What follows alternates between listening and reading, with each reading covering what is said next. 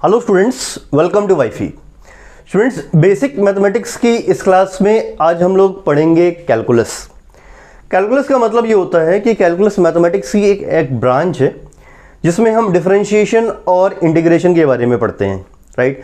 अब डिफरेंशिएशन क्या होता है और इंटीग्रेशन क्या होता है ये तो आपको पढ़ने के बाद ही पता चलेगा और तभी समझ में आएगा कि कैलकुलस क्या होता है। तो आज की इस क्लास में हम स्टार्ट करेंगे डिफरेंशिएशन से, जो कि फिजिक्स के लिए बहुत ज़्यादा इंपॉर्टेंट है। फिजिक्स के मेजर पोर्शन में डिफरेंशिएशन और इंटीग्रेशन दोनों का यूज़ होता है, राइट। तो अगर इसमें आप वीक हो तो आगे बहुत दिक्कत आने वाली है। तो ये वाला पार्ट बहुत ज़्यादा इंपॉर्टेंट है फिजिक्स के कॉन्सेप्ट्स और न्यूमेरिकल्स को समझने के लिए, राइट। अगर ये डिफरेंशिएशन इंटीग्रेशन आपको नहीं आता तो कॉन्सेप्ट्स में भी प्रॉब्लम होगी और डेरिवेशन में भी प्रॉब्लम होगी और उसके बाद न्यूमेरिकल्स में भी प्रॉब्लम होगी, राइट। तो उन सब प्रॉब्लम्स को से बचने के लिए और कंफर्टेबली चलने के लिए इस पे आपको कमांड बनाना ज़रूरी है। इसमें बहुत ज़्यादा टाइम नहीं लगेगा, जितना मैं बताऊंगा उतना ही आपको पढ़ना है। और एक इंपॉर्टेंट बात ये है ना कि इसको हमें डिटेल में नहीं पढ़ना बहुत ज़्यादा, क्योंकि मैथमेटिक्स के जो स्टूडेंट होते हैं ना उनको डिटेल में पढ़ाया जाता है। हमें तो बस फिजिक्स के लिए बहुत डिस्क्रिप्टिव वे में पढ़ना है, बहुत ही शॉर्ट तरीके से पढ़ना है। कुछ ही लिमिटेड फॉर्मूले हैं उन्हीं को याद करना है और सीखेंगे कैसे इसको यूज़ करना है। तो बहुत डिटेल में नहीं पढ़ना आपको, तो जितना बताया जाए उतना ही आपको अच्छे से करना है। तो अभी स्टार्ट करने वाले हैं हम डिफरेंशिएशन, ठीक।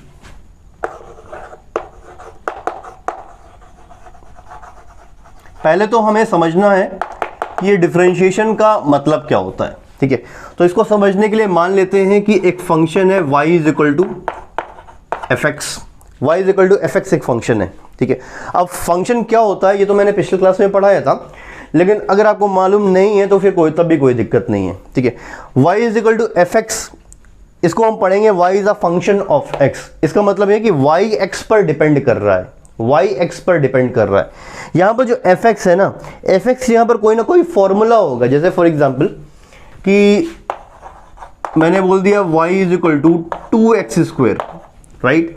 तो एफ एक्स यहाँ पर कोई फॉर्मूला हो सकता है, 2x square, 3x square, log x with the base e raised power x, 3x square plus 2x plus 1, कुछ भी कोई फॉर्मूला यहाँ पर हो सकता है, ठीक है।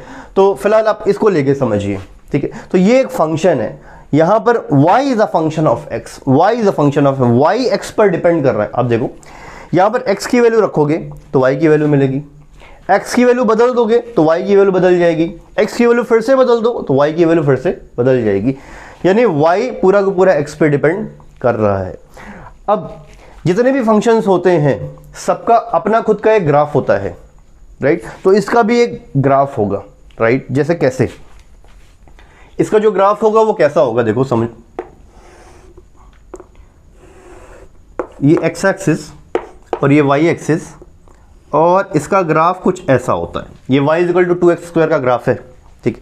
अब ग्राफ का मतलब क्या होता है? ग्राफ का मतलब ये होता है कि ये जो फंक्शन है ना, इसमें अगर आपको y की वैल्यू चाहिए तो x की वैल्यू पुट करनी पड़ेगी, राइट। x की दूसरी वैल्यू पुट करोगे तो y की दूसरी वैल्यू मिलेगी, x की तीसरी वैल्यू पुट करोगे तो y की तीसरी वैल्यू मिलेगी। यानी x की अलग अलग वैल्यूज आपको पुट करनी पड़ेगी, तब आपको y की अलग अलग वैल्यूज मिलेगी। ग्राफ का ये फायदा होता है ना कि ग्राफ आपको एक ही बार में x की ढेर सारी वैल्यूज के लिए y की ढेर सारी वैल्यूज दे देता है। आपको दिखने लगता है कि अच्छा x की ये वैल्यू है तो y की ये होगी, x की ये वैल्यू तो y की ये होगी, राइट। तो ग्राफ आपको पूरा पूरा एक पिक्टोरियल आइडिया दे देता है कि x की ढेर सारी वैल्यूज के लिए y की कौन कौन सी वैल्यूज होगी। कैसे? जैसे मान लीजिए देखिए x एक्सिस पे x होगा और y एक्सिस पे y होगा। जैसे मैंने बोल दिया x की एक वैल्यू है x1, राइट। तो ये मैंने बोल दिया है x1, ठीक। अब x1 एक वैल्यू है, अगर उसको इस फॉर्मूले में रखोगे तो क्या y की एक वैल्यू मिलेगी कि नहीं? वही चीज़ हमें ग्राफ से भी मिल जाएगा। अभी कैसे? इस x1 के करस्पॉन्डिंग हम ग्राफ पे जाएंगे वर्टिकली ऊपर, ऐसे यहाँ पहुँच गए, ठीक है। अब इस ग्राफ से हम हॉरिजॉन्टली चलेंगे y एक्सिस पर, ऐसे, और ये जो आया है ये आ गया y1, ठीक है। तो x1 के करस्पॉन्डिंग हमें मिल गया y1, वही चीज़ हमें यहाँ से भी मिलती, राइट। अच्छा, अब मैंने x की वैल्यू चेंज कर दी, अब कर दिया x2, तो ये है x2 ग्राफ पे, ये है x2। अब x2 की वैल्यू यहाँ पर रखोगे तो ये y2 आपको मिल जाएगा ना, y की नई वैल्यू मिलेगी। वही चीज़ हमें ग्राफ से भी मिलेगा, राइट। कैसे? इससे हम चलेंगे x2 से वर्टिकली ऊपर ग्राफ पर, ऐसे ठीक है, यहाँ ग्राफ पर पहुंच गए और इस ग्राफ से चलेंगे हॉरिजॉन्टली वाई एक्सिस पर, ये आ गए और ये हो गया y2, यानी x1 के लिए हमें y1 की वैल्यू मिल गई और x2 के लिए हमें y2 की वैल्यू मिल गई, ये ग्राफ से मिला। ऐसा ही x की ढेर सारी वैल्यूज होंगी और सबके करस्पॉन्डिंग आप y की वैल्यूज निकाल लेंगे इस ग्राफ की मदद से। तो ये ग्राफ आपको x की ढेर सारी वैल्यूज के लिए y की ढेर सारी वैल्यूज एक ही बार में बता देता है। तो आइडिया लग रहा है ना कि x अगर बढ़ रहा है तो y कैसे बढ़ रहा है, देख रहे हो, x इंक्रीज कर रहा है तो y भी इंक्रीज कर रहा है, दिख ही रहा है हमें। अच्छा ठीक है, अच्छा एक चीज आप यहां पर नोट करें, ये देखो यहां से यहां तक x2 है और यहां से यहां तक है x1। तो अगर मैं ये x2 में से x1 माइनस कर दूं तो मुझे मिलेगा चेंज इन x, और चेंज इन x हो जाएगा हमारा इतना ये, और इसको मैं लिख दूंगा डेल्टा x। डेल्टा x का मतलब क्या हुआ, change in x। Change in x का मतलब कि ये final x minus initial x, यानी x2 माइनस x1। ठीक है, इसी तरह से यहां से यहां तक y2 है और यहां से यहां तक y1 है। तो इस पूरे y2 में से y1 हटा दिया तो मुझे मिलेगा चेंज इन y, और वो चेंज इन y इतना होगा और इसको लिख दिया जाएगा डेल्टा y। तो डेल्टा x का मतलब हो गया चेंज इन x और डेल्टा y का मतलब हो गया चेंज इन y। ठीक, delta x x2 minus x1 और delta y y2 minus y1। अब ध्यान से समझना, ये जो x1 और x2 है ये दो पॉइंट्स है ग्राफ पर, राइट। अगर इनको बहुत पास ले आया जाए, x1 x2 तो आपको दूर दिख रहे हैं ना अभी, ये चेंज इन x तो काफ़ी, इसकी कुछ ना कुछ वैल्यू होगी, ढेर सारी बड़ी सी वैल्यू होगी। तो x1 x2 तो दूर दूर है अभी, लेकिन अगर x1 x2 को पास ले आया जाए बहुत, तो दोनों लगभग कोइंसाइड करने लगेंगे, ऐसे जैसे मैं बना रहा हूं ग्राफ पर, देखना।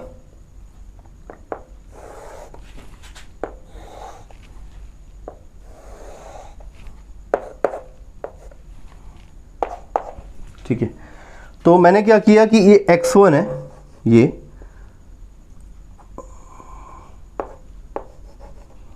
और x2 है। ठीक है, x1 x2 दोनों बहुत बहुत बहुत पास है। कितना पास है, लगभग ओवरलैप कर रहे हैं, एग्जैक्टली ओवरलैप नहीं कर रहे, लगभग ओवरलैप। यहां पे मैंने थोड़ा सा गैप छोड़ा है ताकि आपको दिख सके, राइट, बट ये गैप भी नहीं है, ये लगभग ओवरलैप कर रहे हैं। तो अगर ये लगभग ओवरलैप कर रहे हैं तो ये जो डेल्टा x है ये बहुत कम होगा, बहुत कम होगा, बहुत कम होगा। तो अगर x1 x2 एकदम पास पास है, लगभग ओवरलैप कर रहे हैं, तो डेल्टा x की वैल्यू बहुत कम होगी। और इस सिचुएशन में हम डेल्टा x की जगह पर यहां पर लिखेंगे dx। dx dx का मतलब ये चेंज है, जैसे ये डेल्टा x क्या था, change in x x2 minus x1, वैसे ही यहां पर dx क्या है, dx भी है change in x x2 minus x1, but x1 x2 बहुत पास है यहां पर। ठीक है, अब ये dx पूछा जाए कितना छोटा है, क्योंकि ये दोनों पॉइंट्स तो ओवरलैप कर रहे हैं, लगभग ओवरलैप कर, नॉट एग्जैक्टली बट लगभग ओवरलैप कर रहे हैं, तो ये dx कितना छोटा है, dx की वैल्यू टेंडिंग टू जीरो है यहां पर, this dx is tending to zero. ठीक, तो अगर यहां से लिखा जाए ये dx जो है ये है टेंडिंग टू जीरो। अब टेंडिंग टू जीरो का मतलब क्या है, अगर आप पूछें कि टेंडिंग टू जीरो का मतलब क्या है भैया यहां पर, ठीक है, तो कैसे बताओगे, ये dx टेंडिंग टू जीरो मतलब ये dx की कितनी वैल्यू होगी, कितना छोटा है ये, राइट। तो इसको समझने के लिए ऐसे आप करो, ये जो dx है ना, इसकी वैल्यू निकलने के लिए आप क्या करो कि यहाँ पर ज़ीरो लगाओ और फिर पॉइंट लगाओ, फिर 0 0 0 0 लगाते जाओ ऐसे, ठीक है, और ये पूरे बोर्ड पे लगाते जाओ, बोर्ड पे लगाते जाओ, राइट। फिर बोर्ड ख़त्म हो गया, वॉल पे लिखते जाओ 0 0, रुको नहीं, वॉल के बाद जो है रूम के बाहर निकल जाओ 0 0 लिखते जाओ। ठीक, रूम से बाहर निकलने के बाद घर से बाहर निकल जाओ 0 0 लिखते रहो, घर से बाहर निकलने के बाद और रोड पर भी 0 0 लिखते रहो, मान लो कि वॉल है, हवा में लिखते रहो, लिखते ही रहो। ठीक है, रोड क्रॉस कर लो, अपने शहर से भी बाहर चले जाओ और 0 0 लिखते रहो, राइट। अच्छा, शहर के बाहर चले जाओ, अपने स्टेट के भी बाहर चले जाओ, ठीक है, इंडिया के भी बाहर चले जाओ, लेकिन 0 लिखते रहो। इंडिया से बाहर निकलने के बाद अब अर्थ के बाहर चले जाओ, ठीक है, पृथ्वी के बाहर निकल जाइए और 0 लिखते रहिए, लेकिन रुकना नहीं है, ठीक है। और अर्थ के बाहर निकल गए तो निकलते निकलते आप सोलर सिस्टम के बाहर निकल जाओ, ठीक है, लेकिन जीरो लगाते रहना है, रुकना नहीं है, ठीक है। सोलर सिस्टम के बाहर निकल गए, गैलेक्सी से भी बाहर निकल जाओ, जीरो लगाते रहो, राइट। तो गैलेक्सी से बाहर निकल गए, अब तो यूनिवर्स में टहलते रहो जहाँ तक जा सको, जीरो लगाते रहो। लेकिन अच्छा, इतने जीरो लगाने में तो आपकी उम्र ख़त्म हो जाएगी, राइट। तो राइट, भूखे प्यासे यार मरने की नौबत आ जाएगी। तो जब मरने की नौबत आ जाए ना, और जैसे ही आपको लगे कि अब बस मैं मरने वाला हूँ, मेरी आखिरी सांस आने वाली है, तो मरने से जस्ट पहले 1 लगा के मरना, बस 1 लगा देना, फिर मर जाना, ठीक है। तो ये dx इतना छोटा है, 0.000000, और लास्ट में बहुत ज़्यादा, मतलब बहुत ज़्यादा हमने जीरो लगा दिया, लास्ट में 1। तो dx is very very small tending to 0। बात समझ में आई? तो ये dx है, ये छोटा सा है। अब ये देखो, इसके करस्पॉन्डिंग ये जो डेल्टा, यहाँ delta x corresponding delta Y था, तो डी एक्स करस्पॉन्डिंग भी आपको छोटा सा डी वाई मिलेगा। वो कैसे मिलेगा? ऐसे,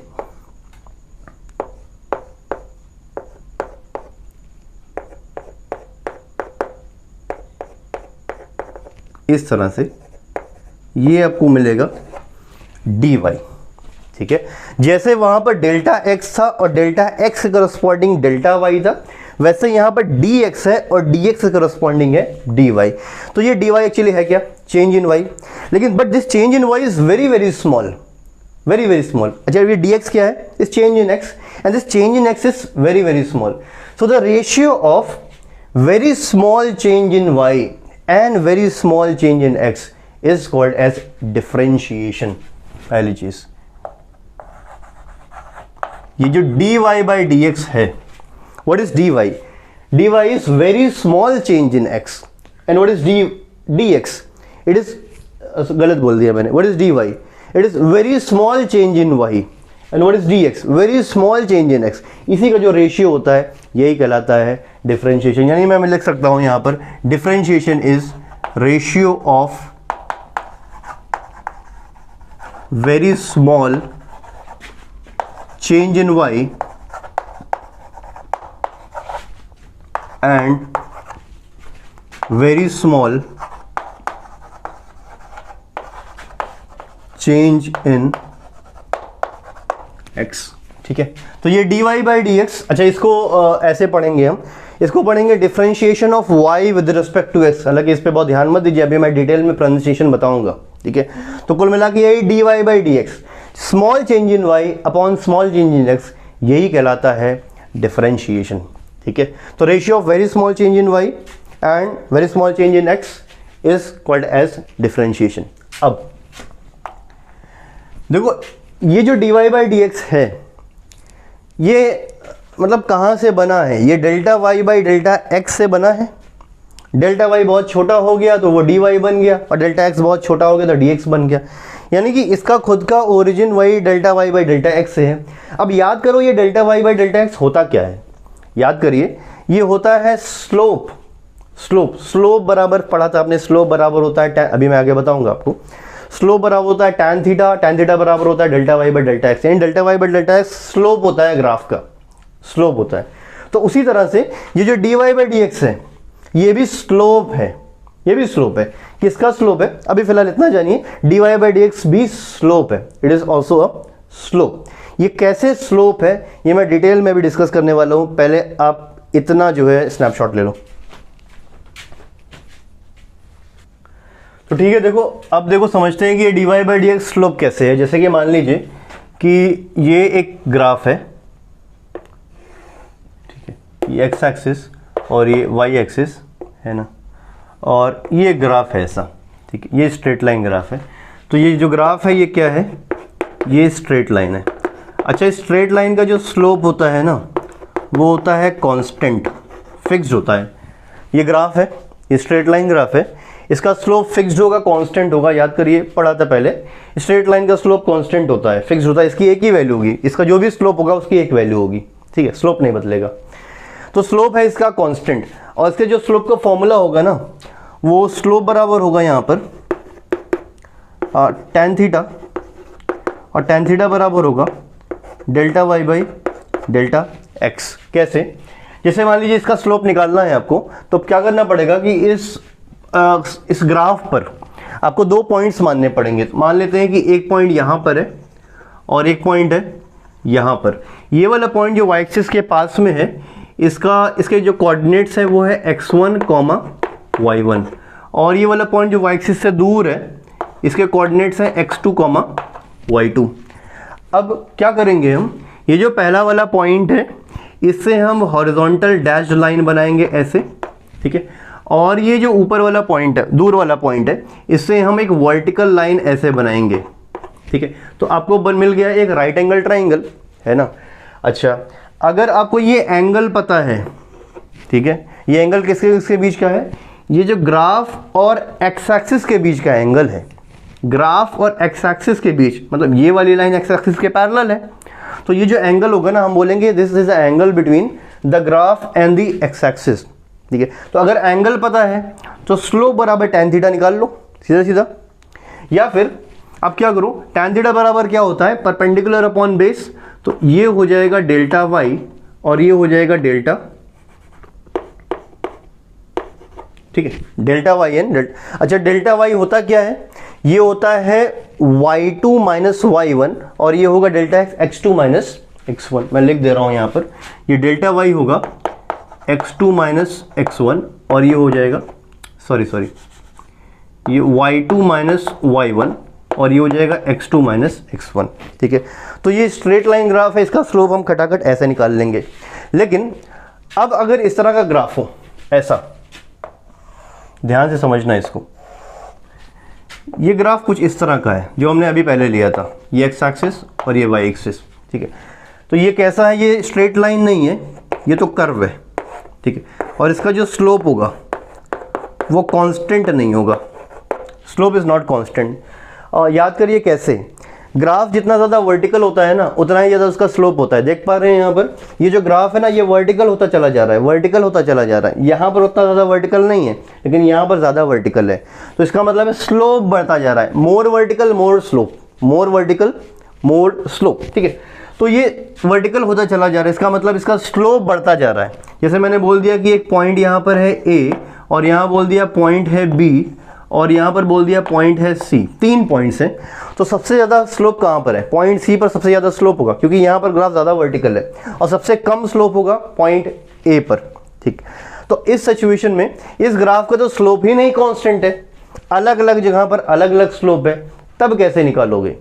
यहाँ का स्लोप आपको अलग से निकालना पड़ेगा ए पर, बी का स्लोप अलग से निकालना पड़ेगा, सी का स्लोप अलग से निकालना पड़ेगा, यानी हर एक ग्राफ के हर एक पॉइंट पर स्लोप आपको अलग अलग निकालना पड़ेगा। तो कैसे निकालेंगे, कैसे करेंगे हम, देखिए, अगर आपको पॉइंट बी पर स्लोप निकालना है तो आपको क्या करना पड़ेगा, पॉइंट बी पर टेंजेंट बनाना पड़ेगा, टेंजेंट, ठीक है। तो टेंजेंट जो है मैं ऐसे बना देता हूं,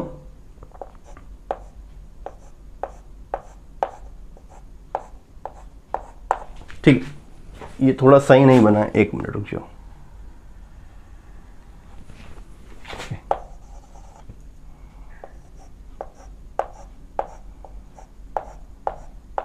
ठीक, अब शायद क्लियर है। तो ये हो गया टेंजेंट, ठीक है। ये टेंजेंट पॉइंट बी पर बना है, यानी ये टेंजेंट एक स्ट्रेट लाइन है जो पॉइंट बी से पास कर रही है। अब टेंजेंट जो स्ट्रेट लाइन है, इस टेंजेंट का जो स्लोप होगा वही स्लोप हो जाएगा पॉइंट बी पर इस ग्राफ का या इस कर्व का। एक बार फिर से, हमें क्या निकालना था, पॉइंट बी पर स्लोप निकालना है, तो हमने पॉइंट बी पर टेंजेंट बना लिया, और टेंजेंट एक स्ट्रेट लाइन होता है, ठीक है, और स्ट्रेट लाइन का स्लोप निकालना हमें मालूम ही है, क्या होता है, स्लोप बराबर tan थीटा या delta y by delta x. हमें स्ट्रेट लाइन का स्लोप निकालना आता है, तो टेंजेंट भी एक स्लोप है, एक स्ट्रेट लाइन है, राइट। तो अगर हमने इस टेंजेंट का स्लोप निकाल दिया तो वही स्लोप हो जाएगा ग्राफ का पॉइंट बी पर। पॉइंट बी पर ग्राफ का स्लोप क्या होगा, इस टेंजेंट का स्लोप, राइट। तो कुल मिला के अगर हम टेंजेंट का स्लोप निकाल लें तो हमें पॉइंट बी पर ग्राफ का स्लोप आ जाएगा, ठीक है। तो अब कैसे निकालें, टेंजेंट का स्लोप कैसे निकालेंगे, जैसे वहां पर निकाला था, टेंजेंट एक स्ट्रेट लाइन है, तो जैसे वहां स्लोप निकाला है वैसे यहां पर भी निकाल लीजिए। क्या करेंगे हम कि 2 पॉइंट्स मान लेते हैं इस टेंजेंट पर, एक पॉइंट यहां मान लें और एक पॉइंट यहां मान लेते हैं, और इस तरह से एक हॉरिजॉन्टल लाइन बनाते हैं और इस तरह से एक वर्टिकल लाइन बनाते हैं। अगर आपको ये एंगल पता है तो सीधा tan थीटा बराबर स्लोप हो जाएगा। या फिर ये जो डेल्टा वाई है, ठीक है, और ये डेल्टा एक्स है, ठीक है, तो delta y by delta x ये भी स्लोप हो जाएगा। तो ये एक तरीका है।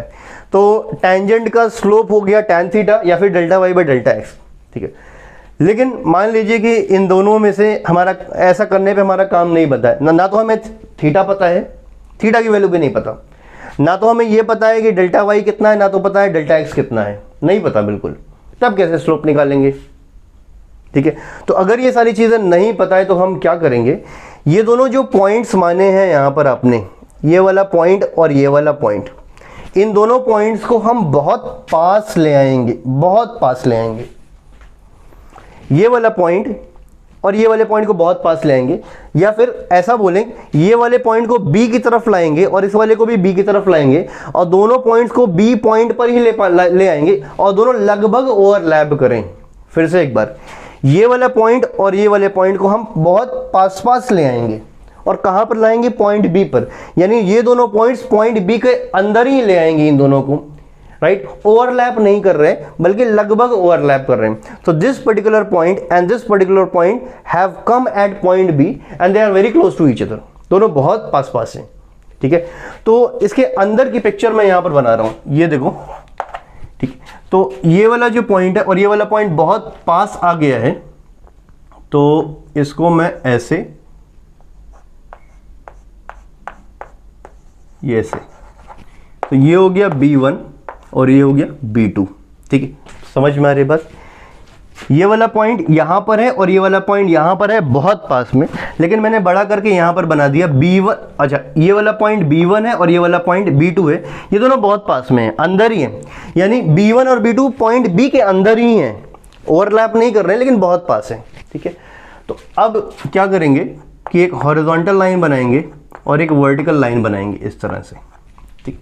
अब क्योंकि ये जो पॉइंट B1 B2 है ये पॉइंट B के अंदर ही है, ओवरलैप नहीं कर रहे, बहुत बहुत पास पास है, तो ये जो ट्राइंगल बना है वो बहुत छोटा बनेगा। ये पूरा का पूरा जो ट्राइंगल है ना, ये इसी पॉइंट B के अंदर ही है, तो बहुत छोटा ट्राइंगल बनेगा, जिसकी वजह से ये जो डेल्टा वाई है ये बहुत छोटा होगा, डेल्टा एक्स भी बहुत छोटा होगा। तो डेल्टा वाई को अब हम डेल्टा वाई ना लिखकर क्या लिखेंगे, डी वाई, और डेल्टा एक्स को हम लिखेंगे डी एक्स। पहले आप बताइए, इतनी बात क्लियर है? क्योंकि ये दोनों पॉइंट्स पॉइंट बी के अंदर ही हैं, राइट। दोनों के बीच में गैप बहुत कम होगा, यहां तो ज्यादा बना दिया, ठीक है। तो जो डेल्टा वाई हो, ये ट्राइंगल बहुत छोटा बनेगा और डेल्टा वाई की जगह पर डी वाई और डेल्टा एक्स की जगह पर डी एक्स लिख दिया। अब बताइए, ये जो B1 B2 के बीच में ये लाइन जो बनी है, क्या ये भी टेंजेंट, इसी टेंजेंट का पार्ट है? या फिर बोल सकते हैं ये जो लाइन है B1 B2 ये भी तो खुद में एक टेंजेंट ही है, इसी टेंजेंट का पार्ट ही तो है ये लाइन। या फिर इस लाइन को भी तो आप टेंजेंट ही बोलोगे ना, जो पॉइंट बी से पास, पॉइंट बी पर आपने बनाया है। तो this particular line which is very small, ये जो लाइन B1 B2 है ये बहुत छोटी है और ये पॉइंट बी पर टेंजेंट ही है। तो अगर हम इस लाइन का स्लोप निकाल लें तो the slope of this line यही बन जाएगा स्लोप ऑफ टेंजेंट, और यही बन जाएगा slope of point be on the curve, right. तो अब बताओ इस लाइन का टेंजेंट क्या है, इस लाइन का स्लोप क्या होगा, delta y by delta x या फिर d y by D x. यानी इस टेंजेंट का slope d y by D x है, यानी कि पॉइंट बी पर कर्व का slope d y by D x है। तो d y by D x है क्या, क्या समझ में आ रहा है आपको? स्लोप ही तो है ये। तो पहला मतलब ये D y by D x होता क्या है, पहला डिफरेंशिएशन का क्या मतलब हुआ, differentiation is ratio of very small change in y and small change in x। ये डिफरेंशिएशन की डेफिनेशन मैं आपको बता रहा हूं, ठीक है। अच्छा, अगला मतलब ये हो गया कि differentiation dy by dx is slope of curve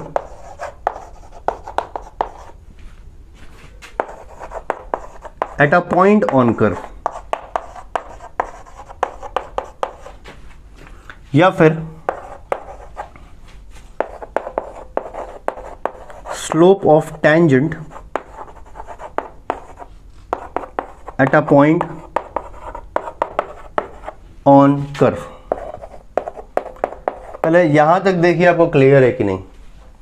तो डिफरेंशिएशन का देखो क्या मतलब है। डिफरेंशिएशन का मतलब होता है dy बाई डी एक्स, यानी इसका मतलब क्या है, ratio of very small change in y and very small change in x, right. इसका और क्या मतलब होता है, इसका मतलब होता है स्लोप। किसका स्लोप, कर्व के किसी पॉइंट पर उस कर्व का स्लोप। ये कर्व है, इसका एक पॉइंट b है, इस पॉइंट b पर कर्व का स्लोप हो जाएगा dy बाई डी एक्स। या फिर इस कर्व का एक पॉइंट है b, इस पॉइंट पर जो टेंजेंट है उसका स्लोप होता है dy बाई डी एक्स। यानी dy by D x is the slope of tangent. कहां पर tangent, at a point on curve. या फिर dy by D x the slope of curve at a point on curve. दोनों का मतलब एक ही है। शायद इतनी बात समझ में आ रही है। ये तो मतलब हो गया डिफरेंशिएशन का dy बाई डी एक्स, ठीक है, राइट। इसको पहले नोट करो, फिर हम आगे बढ़ेंगे। प्रोनाउंसिएशन देखेंगे कि कैसे डिफरेंशिएशन को कैसे प्रोनाउंस करते हैं, अलग अलग तरह से हम बोलते हैं इसको। पहले इतना स्नैपशॉट लो। देखो डिफरेंशिएशन को प्रोनाउंस हम कैसे करते हैं, प्रोनाउंसिएशन पहले।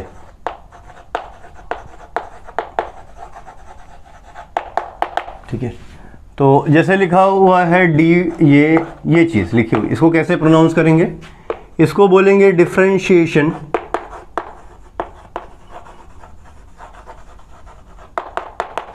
Of y with respect to x। पहला क्या पढ़ेंगे इसको, differentiation of y with respect to x।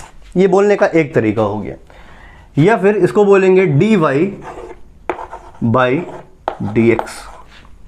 आप बोलो differentiation of y with respect to x, या फिर बोलिए dy बाई डी एक्स। या फिर इसको ऐसे भी बोल सकते हो, d by D x of y। ये भी बोलने का तरीका है, d by D x of y। एक और तरीका है, इसको बोलेंगे डिफरेंशियल कोफिशिएंट ऑफ y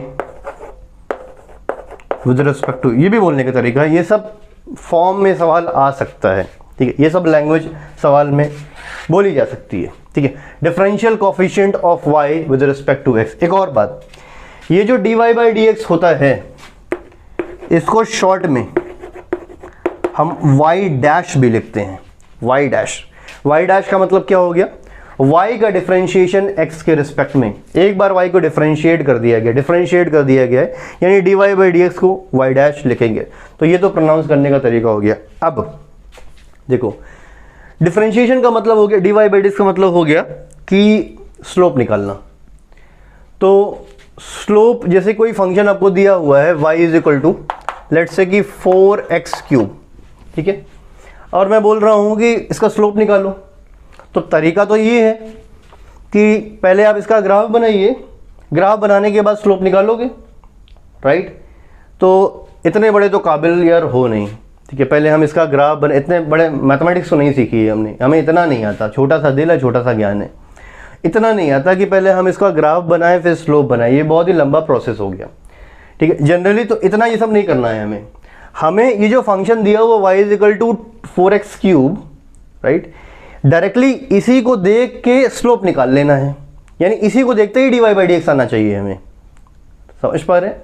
तो ऐसा कैसे कर पाएंगे हम कि फंक्शन दिया है y is equal to 4x cube और देखते ही हमने डिफरेंशिएट कर दिया, dy बाई डी एक्स निकाल लिया, बगैर ग्राफ बनाए, बगैर ग्राफ बना के स्लोप निकालना है, नहीं वो नहीं करेंगे। अब ग्राफ बना के स्लोप नहीं निकालेंगे, हम फंक्शन देखकर ही स्लोप निकालेंगे सीधा सीधा। तो ये कैसे कर पाएंगे? तो इसको करने के लिए कुछ डिफरेंशिएशन के फॉर्मूले हैं, dy बाई डी एक्स निकालने का कुछ फॉर्मूला है जो हमें याद करना पड़ेगा। समझ पा रहे हैं? तो वो फॉर्मूला हम 1 बाय 1 सीखेंगे। और मेन डिफरेंशिएशन की कहानी ये तो आप समझ लिए हैं, जितना अभी बताया गया है इसमें पूछा नहीं जाएगा आपसे कुछ भी, ये समझने के लिए था, आपका एक बेस बन गया, फंडामेंटल बन गया, फीलिंग आ गई होगी। अब जो आगे करोगे वो लॉजिकल लगेगा थोड़ा सा कि हाँ आप डिफरेंशिएशन का मतलब सीख चुके हैं, अब आगे आप कर पाओगे, ठीक है। तो इतनी चीज़ें पहले आप ये स्नैपशॉट लो, फिर मैं डिफरेंशिएशन के जो फॉर्मूले होते हैं वो मैं बताऊंगा, पहले फॉर्मूला प्रैक्टिस भी हो जाएगी आपकी, ठीक है। इतना स्नैपशॉट लो फटाफट। तो अब अगली चीज़ है हमारी फॉर्मूलाज ऑफ डिफरेंशिएशन। ठीक है, जिसमें पहला फॉर्मूला है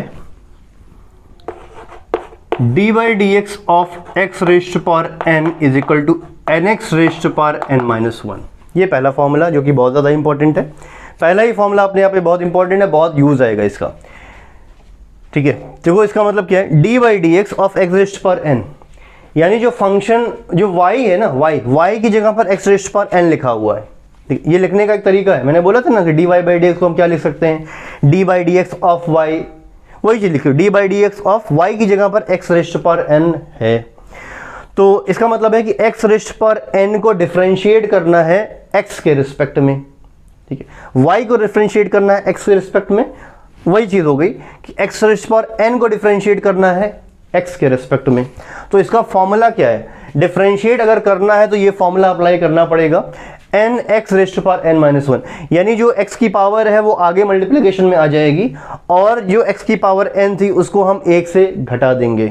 ठीक है, कैसे, जैसे कि आपको दिया गया कि d by D x of x raised power 7, ठीक है, ये क्या हो जाएगा। ठीक है, तो हमें ये जो फंक्शन है x रेस्ट पावर 7, जो फॉर्मूला है x रेस्ट पावर 7 या y की जो वैल्यू है x रेस्ट पावर 7, इसको x के रिस्पेक्ट में ही डिफरेंशिएट करना है। तो फॉर्मूला लगेगा nx raised power n minus one, nx raised power n minus one रट लेना है बिल्कुल फिंगर टिप पे अभी के अभी, nx raised power n minus one, nx raised power n minus one. तो ये जो n है, n की जगह पर क्या है 7, ये आगे आ जाएगा, तो 7 आगे आ जाएगा और x लिखेंगे और इसकी पावर 7 में से 1 घटा देंगे। समझ में बात, पावर आगे आ गई और जो 7 इसकी पावर थी उसमें से 1 घटा दिया, तो ये क्या बन गया 7x रेस्ट पावर 6। समझ पाए, राइट। अच्छा, अब देखो अगला जैसे दिया हुआ है d by D x of x raised power minus 6।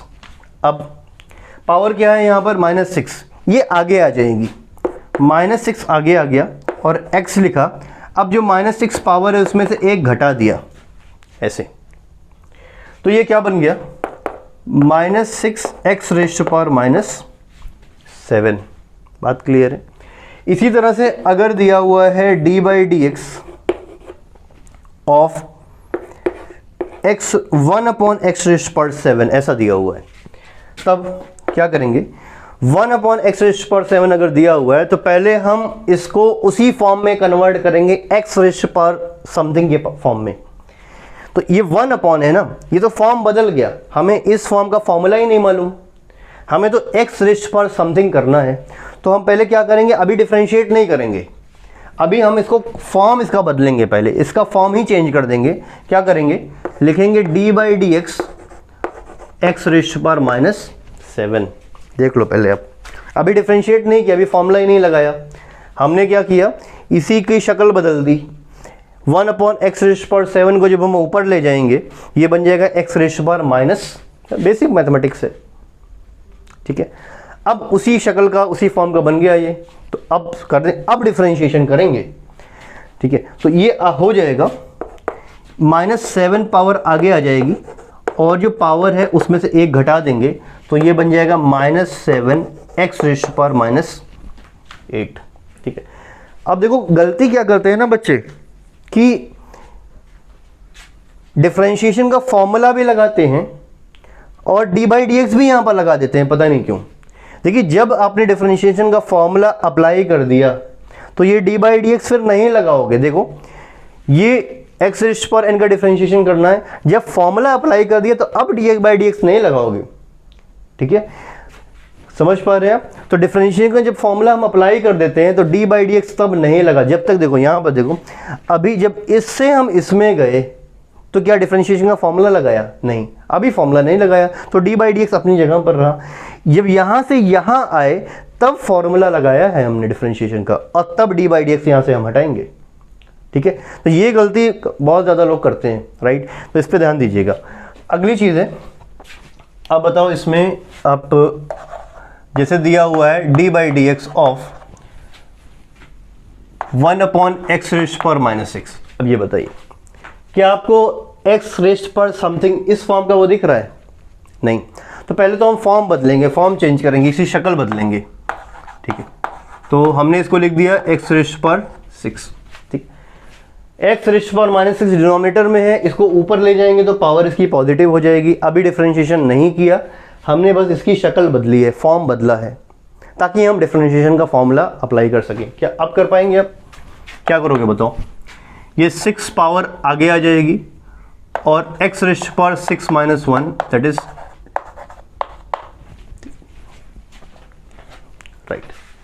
अच्छा अगला बताइए, d/dx ऑफ x ऐसा लिखा हुआ है, d/dx ऑफ x। ये तो वैसे कॉमन सेंस से भी आप समझ सकते हो, या ऐसे देखिए फॉर्मूला लगाइए आप, ठीक। ये जो d/dx ऑफ x है, इसमें फंक्शन y की जगह पर x है, यहाँ पर इसकी पावर कितनी है? इसकी पावर है 1, तो ये 1 आगे आ जाएगा और x की पावर 1 - 1 करोगे, है कि नहीं? तो ये क्या होगा? 1 × x रेस्ट पर 0। अच्छा x रेस्ट पर 0 हो जाएगा 1, तो 1 × 1 1 आ जाएगा, है ना? कुछ खास बताने वाला नहीं। कोई भी नंबर जिसकी पावर 0 होती है वो हमेशा 1 होता है, राइट। वैसे भी कॉमन सेंस से भी देखो, ये dx है और ये dx है, तो dx/dx कट के 1 ही हो जाएगा। और याद ही कर लेना है आपको, x का डिफरेंशिएशन x के रिस्पेक्ट में 1 होता है, राइट। ये याद करने वाली बात है, सवाल आएगा तो डायरेक्टली आपको आना चाहिए, ठीक है। इतना करने के बाद वैसे प्रैक्टिस हो जानी चाहिए आपको, ठीक है। अब देखो d/dx ऑफ √x, ये बताओ, ठीक है। क्या ये उस फॉर्म का दिख रहा है आपको? नहीं, तो उसमें पहले कन्वर्ट करेंगे। तो d/dx ऑफ x रेस्ट पर हाफ, स्क्वायर रूट का मतलब होता है पावर हाफ। अब 1/2 पावर आगे आएगी और इसी पावर में से 1 घटा देंगे। कुछ बात समझ में आ रही है? तो ये क्या बनेगा? फॉर्मूला अप्लाई कर दिया तो d/dx हटा दिया, देखो हटा दिया, ठीक है। तो ये बन जाएगा 1/2 x रेस्ट पर -हाफ, ठीक है। ये आ जाएगा, यहीं पर छोड़ दो, ठीक है। ये आगे लिखना चाहो तो लिख सकते हो। ये क्या बन जाएगा? x रेस्ट पर -हाफ है, ये डिनोमिनेटर में आ जाएगा, ये आ जाएगा इस तरह से, मैं सीधा सीधा लिख देता हूँ ऐसे। ये x रेस्ट पर -हाफ जो डिनोमिनेटर में आएगा, तो x रेस्ट पर हाफ सिर्फ बचेगा, और x रेस्ट पर हाफ √x होता है, तो आंसर आ जाएगा 1/2 √x। अच्छा इसका डिफरेंशिएशन आप बताओ, d/dx ऑफ 1/√x, बताइए कर पाएंगे?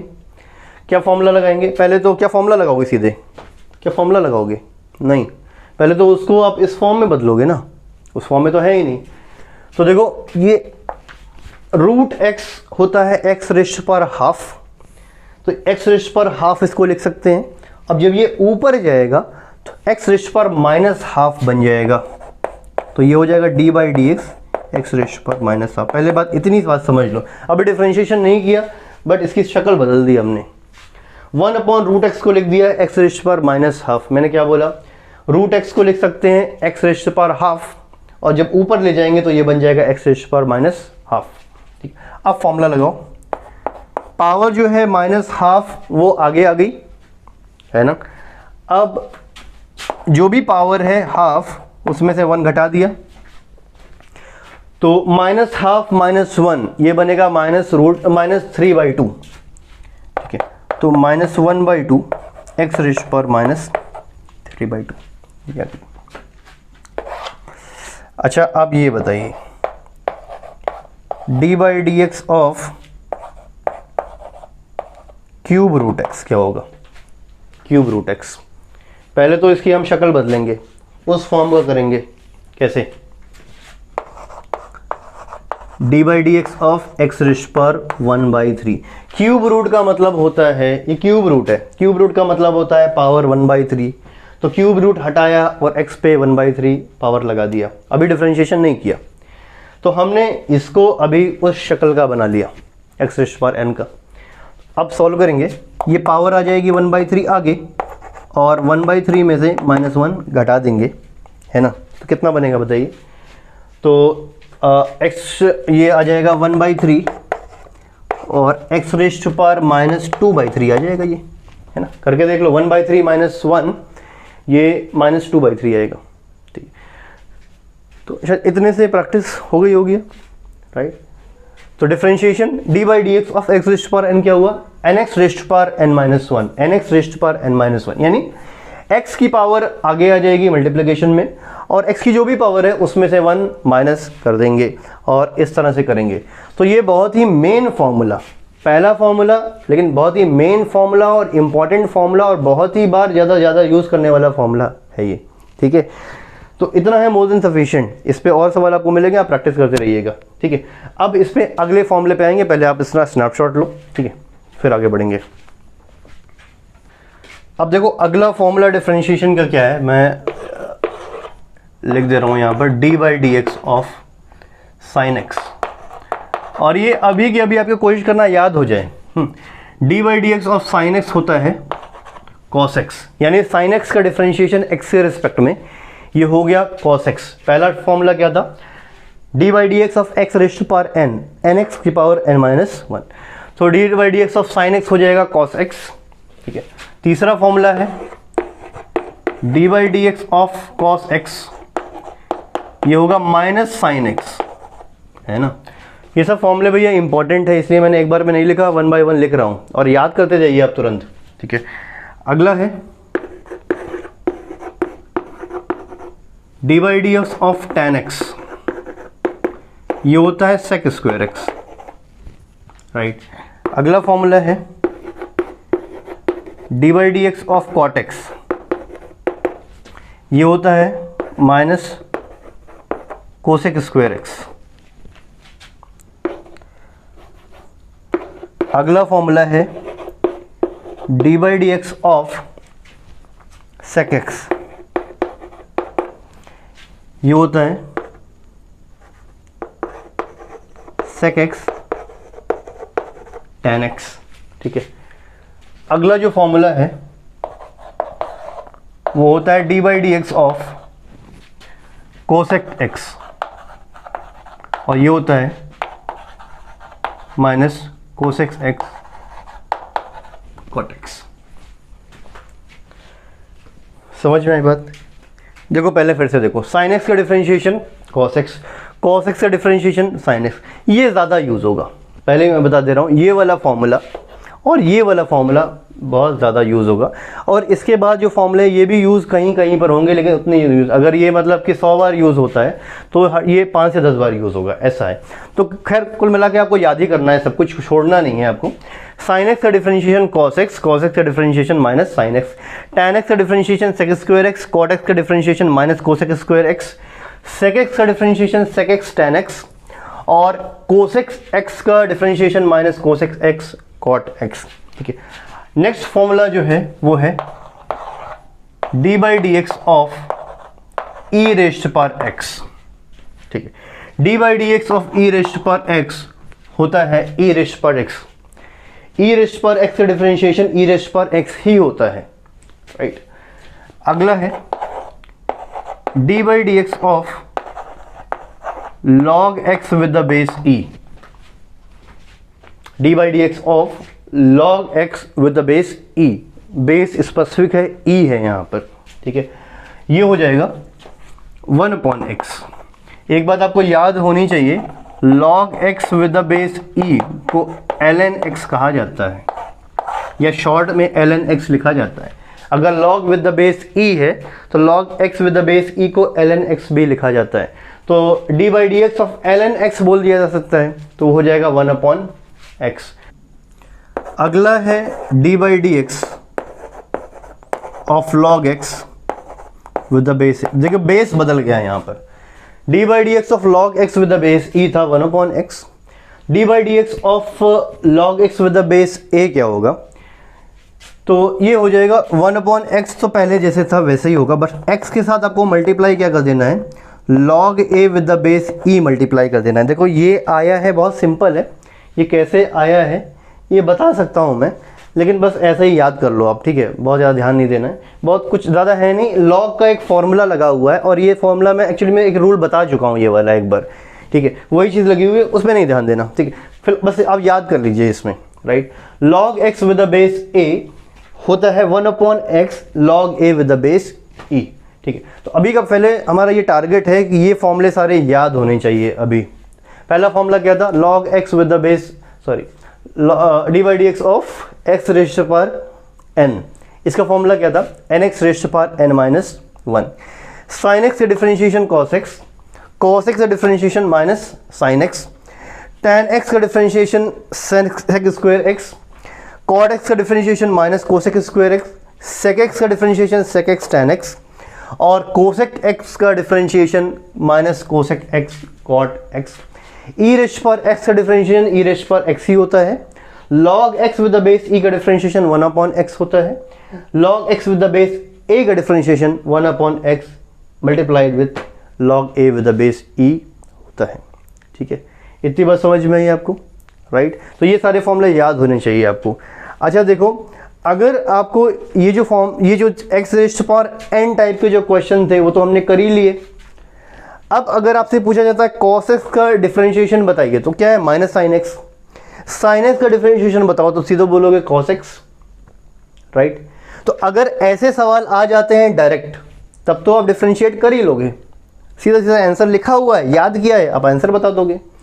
लेकिन मान लो कि सवाल ऐसे आ गया कि पूछा जा रहा है कि D by D x of 2x square plus 3, ये बताओ तब कैसे करोगे। या फिर आपसे पूछा जा रहा है कि D by D x of sine X into log X with the base E, तब कैसे करोगे आप। ये तो मल्टीप्लाई हो गया, कैसे करेंगे। तो बेसिकली जो फॉर्मूला हमने याद किया, ये 10 फॉर्मूला यही यूज़ करेंगे। बट इस तरह के जो सवाल है, इनको सॉल्व करने के लिए, इनको डिफरेंशिएट करने के लिए हमें डिफरेंशिएशन की कुछ थ्योरम्स सीखनी पड़ेंगी, ठीक है।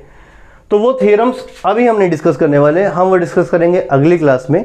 अभी तक का आज का होमवर्क, आज का काम आपका ये है कि जितना पढ़ाया गया इसको अच्छे से रिवाइज़ करना है, बहुत ज़्यादा अच्छे से रिवाइज़ करना है, राइट। और ये फॉर्मूले बिल्कुल रट डालने हैं एकदम, ठीक है। एकदम बोलते ही आपके ज़बान पे आंसर आना चाहिए, तभी नेक्स्ट क्लास आपको समझ में आएगी, तभी डिफरेंशिएशन पे कमांड बनेगी। नहीं तो यार फिर आगे क्या है ना, अगर अभी आपने थोड़ा सा मेहनत नहीं की इस पर, तो रोते रहोगे, पूरी फिजिक्स में रहोगे, इरिटेट होगे यार। जब डेरिवेशन आएगा ना, जब आगे पढ़ेंगे, न्यूमेरिकल्स मिलेंगे डिफरेंशिएशन के, तब रोगे, वहाँ पर इरिटेट होगे, ये क्या हो गया। तो वो नौबत ना आए यार, ठीक है। बहुत ही मतलब आपके अंदर कैलिबर बहुत ज़्यादा है, ठीक है, पोटेंशियल बहुत ज़्यादा है, उसको रियलाइज़ करो और उसको ध्यान में रखते हुए, एम तो आपके पास है ही, ठीक है। तो ये सारी चीज़ें आपको करनी है, ठीक है। इसका स्नैपशॉट लो फटाफट, आई थिंक, ठीक, ले लो, राइट, ठीक है। तो चलो हम लोग इतना पढ़िए, आप लोग मिलेंगे हम लोग अगली क्लास में। Till then good bye.